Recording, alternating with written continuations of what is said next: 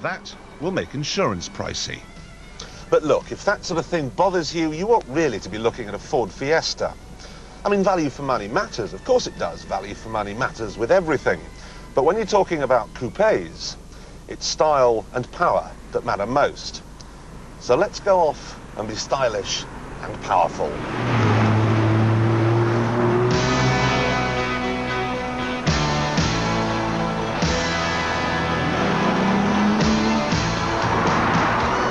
The engine has 2.5 litres, 24 valves, 6 cylinders and 165 brake horsepower.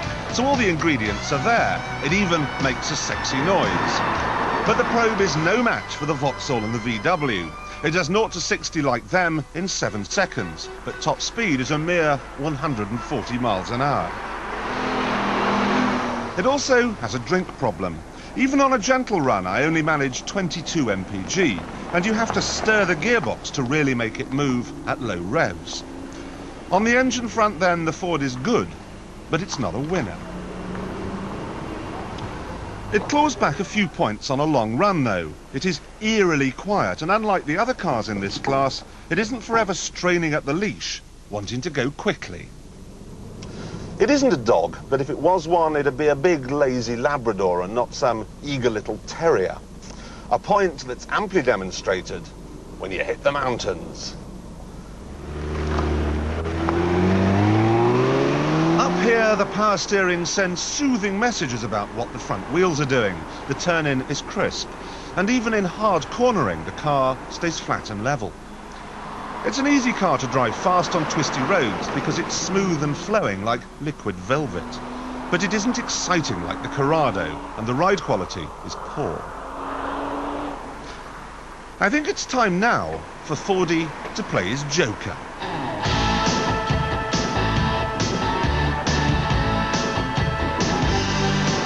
This is the Croisette in Cannes. People spend all day doing nothing but driving or walking up and down this beachfront shrine to the god of cash.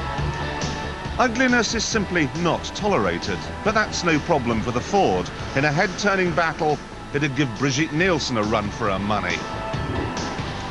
The front number plate wrecks a lovely face, but the side view is just glorious.